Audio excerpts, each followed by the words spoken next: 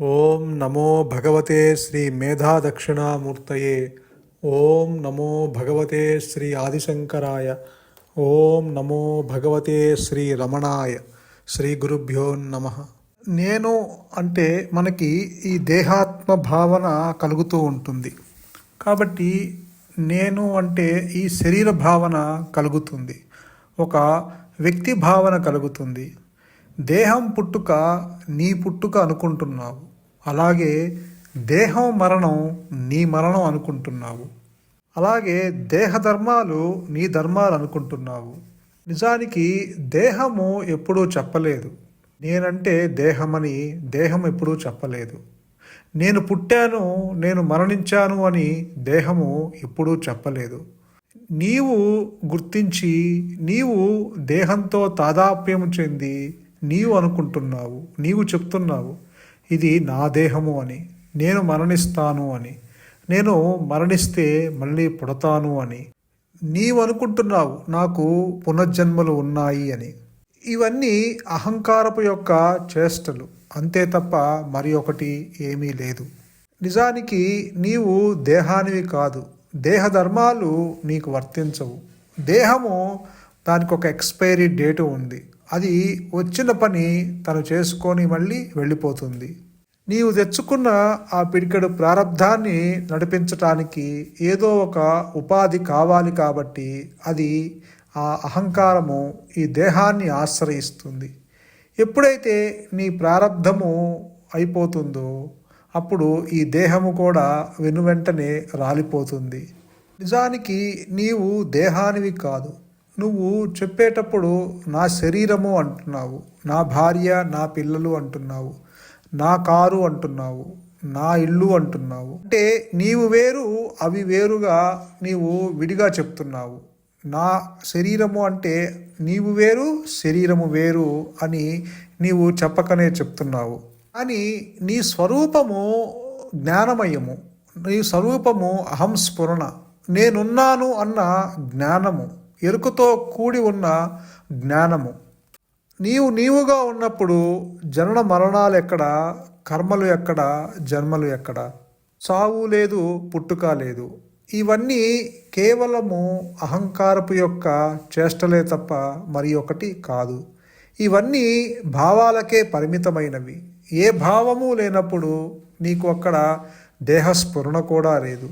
నిద్రలో నీవు గాఢ నిద్రలో ఉన్నప్పుడు నీ సంసారము నీ నిద్రలోకి రావట్లేదు. నీ దేహము నీ పక్కన పెట్టి నీవు నిద్రలోకి వెళ్తున్నావు. నీ ఆస్తిపాస్తులు కానీ, నీ బంధువులు కానీ, నీ భార్య పిల్లలు కానీ వాళ్ళెవరూ నీతో పాటు నీ నిద్రలోకి రావట్లేదు. అవన్నీ బయటపడేసి నీవు హాయిగా పడుకుంటున్నావు. అంటే గాఢ నిద్రలో నీవు అన్నిటినీ వదిలేసి నీవుగా ఉన్నావు. అంటే అక్కడ ఎటువంటి ఆలోచనలు లేకుండా నీవు ఉన్నావు.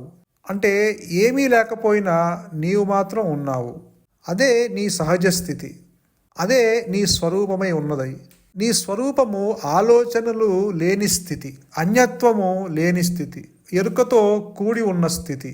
గాఢ నిద్రలో నీకు జన్మకు సంబంధించిన ఆలోచన లేదు, మరణానికి సంబంధించిన ఆలోచనలు లేవు, పునర్జన్మకి సంబంధించిన ఆలోచనలు లేవు. నేను అంటే అక్కడ దేహము అన్న భావన కూడా లేదు. చివరికి నీవు పూజించే దైవము కూడా అక్కడ లేడు.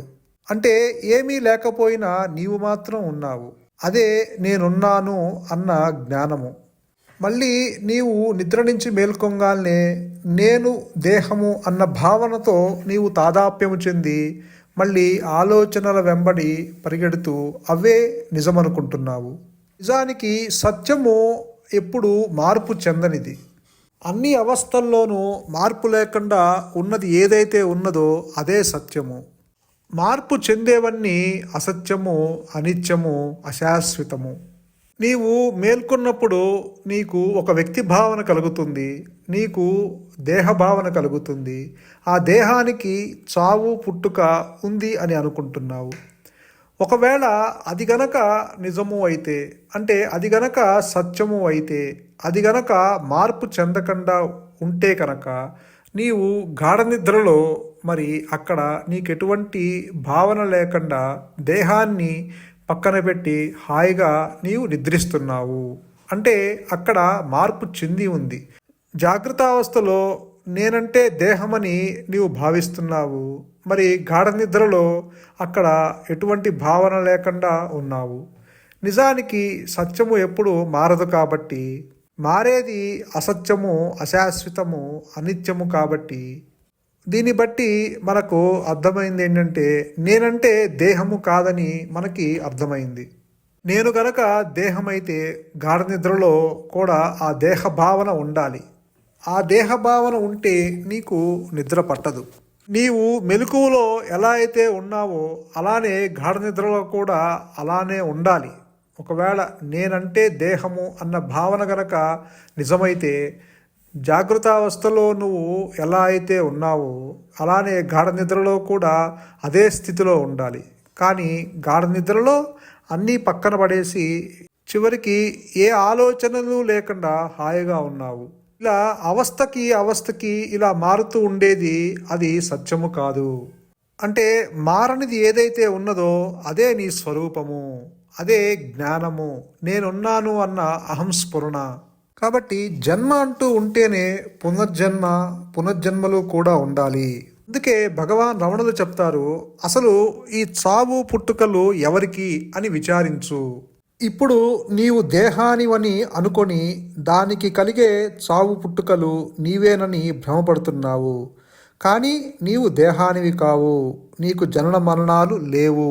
కాబట్టి నీవు మళ్ళీ పుడతావు అనే భావాన్ని కూడా తొలగించుకో. మళ్ళీ పుడతాను అని అనుకునేది నీవే. ఈ ప్రశ్న ఎవరికి ఉదయిస్తుందో గమనించు. వాడిని కనుగొంటేనే తప్ప ఇటువంటి ప్రశ్నలకి అంతిమ సమాధానం దొరకదు. కాబట్టి నేను పుట్టలేదని తెలుసుకుంటమే ఈ జీవిత పరమార్థము. నీవు గాఢ నిద్రలో ఉన్నప్పుడు ఇప్పటి జన్మ గురించి కానీ పునర్జన్మ గురించి కానీ నీవు చింతిస్తావా?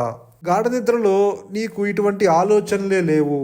మరి నీవు మేల్కొన్నప్పుడు ఈ ప్రశ్నలు అడుగుతున్నావు. మరి ఈ సమస్య ఎక్కడి నుంచి ఉదయిస్తుందో కనుక్కో. పరిష్కారం కూడా అక్కడే దొరుకుతుంది.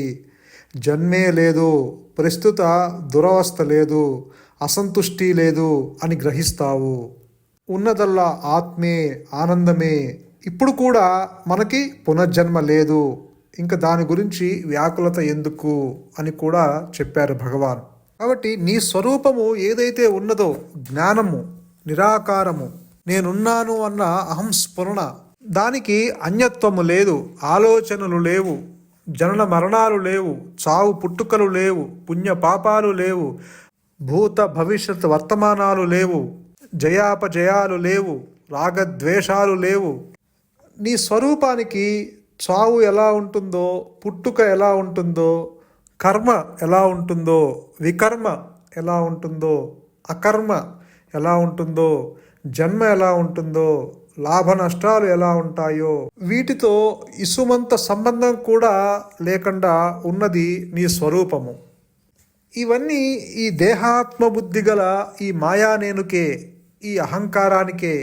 ఎందుకంటే ఇది నేనంటే దేహము అన్న భావన కలగజేస్తుంది, అంతకు మించి ఏం లేదు. ఎప్పుడైతే నేనంటే దేహం అనుకుంటావో ఆ దేహం మీద నీకు ఇష్టాన్ని ఏర్పరచుకుంటావు. కాబట్టి నీకు నీ ఇంట్లో వాళ్ళు, నీ ప్రపంచంలో నీ చుట్టూ ఉన్నవాళ్ళు కూడా, ఇతరులు కూడా దేహాలుగానే భావిస్తావు. మరి వాళ్ళల్లో స్త్రీలింగము పురుషలింగము అంటూ ఇలా లింగభేదం కూడా చూస్తావు. ఎలా అయితే నీ దేహం మీద ఇష్టాన్ని పెంచుకున్నావో అలాగే నీ ఇంట్లో ఉన్న దేహాల మీద కూడా ఇష్టాన్ని పెంచుకుంటావు. ఆ దేహ భావనతో నీవు వాళ్ళ మీద అటాచ్మెంట్ పెంచుకుంటావు, తాదాప్యం చెందుతావు. అలాగే నీ ఇంట్లో ఉన్న దేహాలు నిన్ను ఏమన్నా బాధ పెడితే దుఃఖిస్తావు, ఏమన్నా నీకు నచ్చింది చేస్తే ఆనందిస్తావు. అలాగే నీవు కూడా నీవు చేసే కర్మలో నీ పై అధికారి నువ్వు బాగా చేస్తే పొంగిపోతావు, నువ్వు సరిగ్గా చేయలేదని చెప్తే నువ్వు దుఃఖపడతావు. ఎందుకంటే నీవు దేహంతో కర్మ చేసావు కాబట్టి ఆ కర్మలో నీకు ఏదన్నా వ్యతిరేకత ఏర్పడితే నీవు ఆ దేహంతో తాదాప్యం చెందావు కాబట్టి ఆ రూపంతో తాదాప్యం చెందావు కాబట్టి ఎవరన్నా నిన్ను విమర్శిస్తే వెంటనే ఆ రూపంతో సహా నీవు దుఃఖిస్తావు. అంటే అక్కడ ఆ దేహము దుఃఖిస్తుందని నీవు అనుకుంటావు. నిజానికి నీకు ఆ దేహానికి ఎటువంటి సంబంధం లేదు.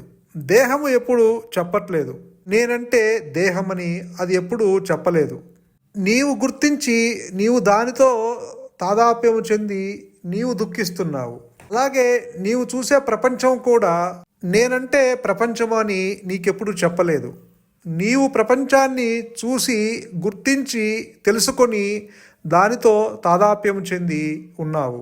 ఇవన్నీ నీ భావాలకే పరిమితము. ఎందుకంటే ఇప్పుడు ఏ నేనైతే ఉన్నదో అది పరిమితమైన జ్ఞానము, అది లిమిటెడ్ నాలెడ్జ్, అది పూర్ణ జ్ఞానం కాదు. ఇది ఒక అభాస కాంతిలో ఆ పూర్ణ జ్ఞానము ఆధారంతో ఇది మనుగడ సాగిస్తుంది. ఇది స్వయం ప్రకాశము కానిది, అంటే ఒక దాని మీద ఆధారపడి ఉన్నది.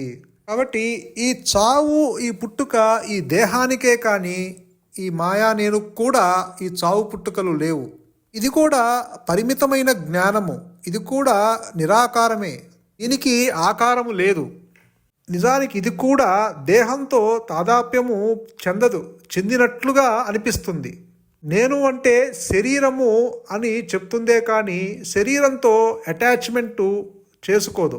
ఇది కూడా పరిమితమైన జ్ఞానమే. దీని చావు పుట్టుకలు దీని చేతిలో లేవు. కానీ దేహానికి చావు పుట్టుకలు ఉన్నాయి. దానికి ఒక ఎక్స్పైరీ డేట్ ఉన్నది. అది వచ్చిన పని చేసి మళ్ళీ వెళ్ళిపోతుంది. అది ఒక ఉపాధి మాత్రమే, ఒక మీడియం మాత్రమే. ఈ మాయా నేను ఈ పరిమితమైన జ్ఞానము మనుగడ సాగించాలంటే దానికి ఏదో ఒక దేహము ఆశ్రయిస్తే తప్ప దానికి ఆలోచనలు రావు.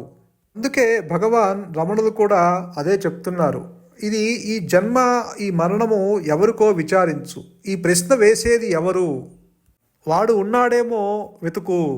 ఈ అహంకారము అసలు జనించనే లేదు.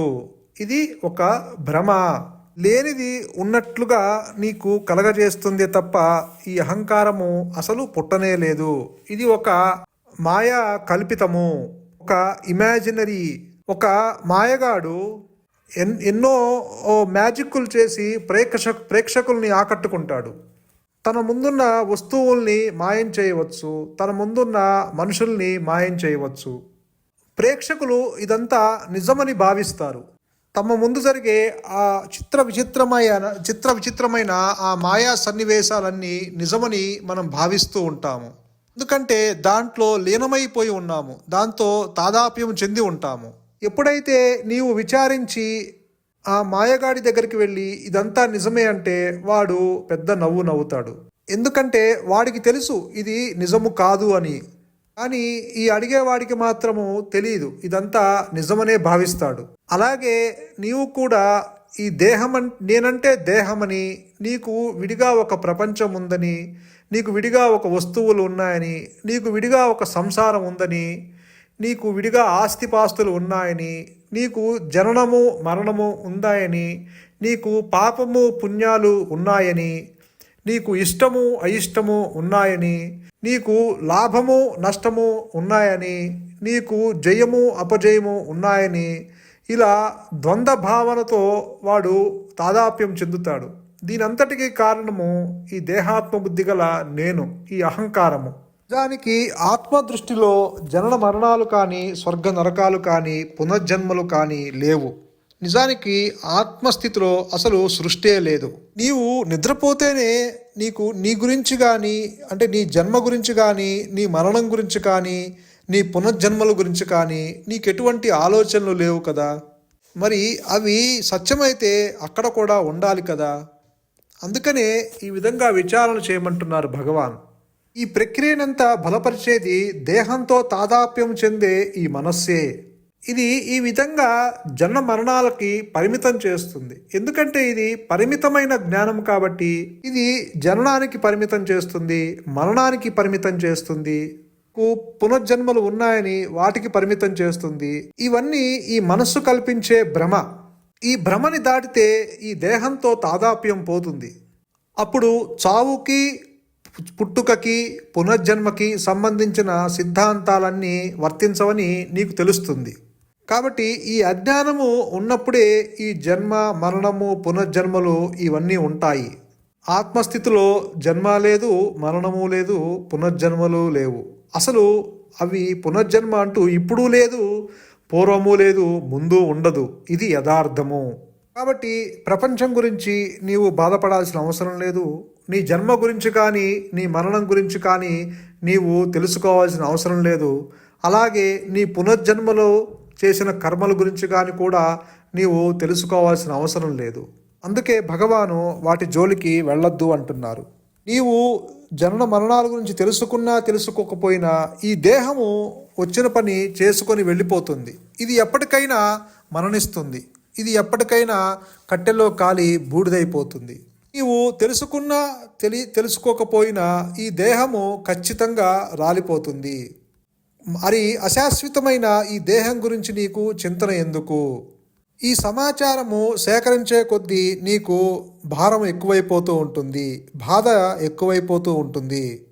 ఇప్పుడున్న ఈ పరిమితమైన జ్ఞానంతోనే నీవు ఇంత బాధపడుతున్నావు. మరి ఇంకాస్త మరికొంత సమాచారము చేర్చుకొని మరి అవన్నీ నీకు భారం కాదా? ఇవన్నీ ఇంకా బాధపడటానికి తప్ప నీకు దేనికి ఉపయోగపడతాయి? ఈ లోకంలో జన్మ ఎత్తామనే భ్రమకి కారణము ఈ అజ్ఞానమయమైన ఈ దేహాత్మ బుద్ధే. అదే భగవాన్ చెప్తున్నారు, ఇదంతా భ్రమ. ఈ మాయా నేను చేసే భ్రమ, ఒక కల్పితమైన నాటకము. ఒక మగవాడు స్త్రీ వేషం వేసుకొని నాటకాన్ని ప్రదర్శించినంత మాత్రాన వాడు స్త్రీ అయిపోతాడా? కాదు కదా. మళ్ళీ నాటకం అయిపోగానే మళ్ళీ వాడుగా ఉంటాడు. అలాగే ఈ భూమి మీదకి నీవు నీ పాత్ర పోషించడానికి వచ్చావు. నీ పాత్ర పోషించినంత మాత్రాన నీవు దేహాత్మ బుద్ధి గల జీవుడివి కాదు. నీకు జననము మరణము ఉన్నట్టు కాదు. ఆ మగవాడు స్త్రీ వేషము వేయకపోయినా వాడు మగవాడుగానే ఉంటాడు. అలానే నీవు పాత్ర పోషించినా పోషించకపోయినా నీవుగానే ఉన్నావు. నీవు యథార్థముగా నీవు జన్మించలేదు. నీకు చావు లేదు, పుట్టుక లేదు. ఎవడైతే జన్మించాడో వాడినే చావు గురించి, దానికి విరుగుడు గురించి ఆలోచించుకొని నీకెందుకు? నీవు నిజానికి పుట్టనే లేదు. మరి పుట్టుక లేనివాడికి మరణం ఎక్కడా? మరణము లేనివాడికి ఇక మళ్ళీ పుట్టుకెక్కడా? కాబట్టి ఈ చావు పుట్టుకలు ఎవరికైతే ఉన్నాయో వాడిని ఆలోచించుకొని నీకెందుకు అంటున్నారు భగవాన్. నిజమైన పుట్టుక ఏంటంటే ఎప్పుడైతే ఈ దేహాత్మ బుద్ధిలోంచి నీ విడుదల పొందుతావో అదే నీ నిజమైన పుట్టుక. అదే అసలైన పునర్జన్మ. నీవు బ్రతికి ఉన్నప్పుడే నీలోని ఆ దేహాత్మ బుద్ధి చచ్చిపోవాలి. అదే నిజమైన పుట్టుక. నిజమైన చావు కూడా అదే. ఎప్పుడైతే నీ దేహాత్మ బుద్ధి నశించిందో అదే నిజమైన చావు. కాబట్టి ఈ దేహం గురించిన ధ్యాస పోవాలంటే కేవలము ఆ ఆత్మ అనుగ్రహంతోనే ఈ దేహాత్మ బుద్ధి పూర్తిగా నశించబడుతుంది. అప్పటి వరకు దేహంతో తాదాప్యము ఉంటూనే ఉంటుంది. ఈ దేహం కాకపోతే మరొక దేహం దొరుకుతుంది. కాబట్టి నేను అంటే ఈ దేహాత్మ బుద్ధి నశించినంత వరకు ఈ తాదాప్యము తప్పుగా చెందటం వల్ల తనకి కూడా విధ్వంసం ఉందని, తనకి కూడా మరణం ఉందని తప్పుగా భయపడుతుంది. కాబట్టి ఈ దేహాత్మ బుద్ధి నశించాలి అంటే, ఈ భ్రమ తొలగాలి అంటే, ఈ దేహబుద్ధిని మూలంతో సహా పెకిలించటానికి నీవు ఎన్ని ప్రయత్నములు చేసినా గురువు అనుగ్రహం లేకుండా, ఆత్మ అనుగ్రహం లేకుండా ఈ అహంభావం నశించదు. గురువు యొక్క అనుగ్రహము బలీయమైనది. ఈ బ్రహ్మానుభవం పొందటానికి నీలో ఏ వాసనలు అడ్డుగా ఉన్నాయో, ఏ బలహీనతలు ఆటంకంగా ఉన్నాయో అన్నిటినీ ప్రవాహంలో బలమైన రాళ్ళు, దొంగలు ఎలా అయితే కొట్టుకుపోతాయో అలానే నీకు అదృష్టం ఉన్నా, దురదృష్టం వెంటాడుతున్నా, పరిస్థితులు అనుకూలంగా ఉన్నా, వ్యతిరేకంగా ఉన్నా ఆ జ్ఞానం యొక్క అనుగ్రహంతో, ఆ ఆత్మ అనుగ్రహంతో, ఆ గురువు యొక్క అనుగ్రహంతో, ఆ మౌనం యొక్క అనుగ్రహంతో ఈ భ్రమ అనే ఈ దేహాత్మ బుద్ధి అనే ఈ భ్రమ ఒక ఇమాజినరీ, ఒక అజ్ఞానము, ఒక అవిద్య, ఒక పరిమితమైన జ్ఞానము పూర్తిగా నశించబడుతుంది. ఇక్కడ నశించబడుతుంది అంటే అది ఉండి నశించటం కాదు, ఆ భ్రమ తొలగుతుంది. ఎప్పుడైతే ఆ భ్రమ తొలగిందో అక్కడ తనకు తానుగా అంతకుముందే ఉన్న ఆ పూర్ణ జ్ఞానము తనకు తానుగా నీ స్వరూపంగా అక్కడ ప్రకటించబడుతుంది. అంటే సూర్యుడు ఉదయించటము, వెలుగు రావటము, రెండు ఎలా అయితే ఒకేసారి వెనువంటనే ఒకే సమయాన జరుగుతుందో అలానే ఆత్మ ప్రకాశించటము, ఈ యొక్క భ్రాంతి తొలగటము రెండు వెనువెంటనే ఒకేసారి ఒకే నిమిషమున జరుగుతుంది. అప్పుడు రెండు నేనులు ఉండవు, ఉన్నది ఒకటే నేను. ఇప్పుడు కూడా ఉన్నది ఒకటే నేనే, ఒకే ఒక్క మనస్సు. అదే అహంస్ఫురణ, నేనున్నాను అన్న జ్ఞానము. ఎరుకతో కూడి ఆలోచనలు లేక, అన్యత్వము లేక, అనంతంగా పరిధులు లేక, ఎల్లలు లేక, బౌండరీ లేకుండా జ్ఞానవృత్తి చేత తన్ను తాను తెలుసుకుంటూ స్వయం ప్రకాశమైన ఆత్మ నీ స్వరూపంగా అక్కడ ఉన్నది ఉన్నట్లుగా ప్రకటింపబడుతుంది. కాబట్టి ఇక్కడ నీవు కొత్తగా పొందింది ఏమీ లేదు, కొత్తగా సాధించింది ఏమీ లేదు, కొత్తగా తెచ్చుకుంది ఏమీ లేదు. అంతకు ముందే ఉన్న నీ స్వరూపము అక్కడ ప్రకటించబడింది. సూర్యప్రకాశానికి మేఘాలు అడ్డు వచ్చినంత మాత్రాన సూర్యప్రకాశము అక్కడ లేదు అని మనము చెప్పడానికి వీల్లేదు. ఎప్పుడైతే జ్ఞాన పవనాలు వీచాయో అక్కడ ఆ యొక్క అజ్ఞానము అనే ఆ మేఘాలు తొలగి అంతకుముందు ఉన్న ఆ జ్ఞాన భాస్కరుడు స్వయం ప్రకాశమై తనకు తానుగా అక్కడ ప్రకాశిస్తున్న స్థితి ఏర్పడుతుంది. కాబట్టి ఇక్కడ తొలగినవి మేఘాలే, సూర్యుడు అక్కడే ఉన్నాడు, కొత్తగా సూర్యుడు రాలేదు. అలాగే ఆత్మ అనుగ్రహం వల్ల ఈ దేహాత్మ బుద్ధి అన్న భ్రాంతి తొలగిపోవటం వల్ల అంతకుముందు ఉన్న సూర్యుడు ప్రకాశమైనట్లు అంతకుముందు ఉన్న జ్ఞానము నీ స్వరూపంగా అక్కడ ప్రకటించబడింది. నీ స్వరూపము అంటే ఒక వ్యక్తిగా మళ్ళీ ఒక దేహాత్మ బుద్ధి నిలబెట్టి అది ప్రకటింపబడదు. కాబట్టి సూర్యుడిలో అంధకారము, చీకటి లేనట్టు ఆత్మస్థితిలో అజ్ఞానానికి తావులేదు. ఆత్మస్థితిలో సృష్టే లేదు, ఈ మాయే లేదు. ఉన్నది జ్ఞానము మాత్రమే, ఉన్నది స్వయం ప్రకాశమైన ఆత్మ మాత్రమే. సంతోషం. మౌనమే నీ సహజత్వం, మౌనమే శరణ్యం. ధన్యోస్మి.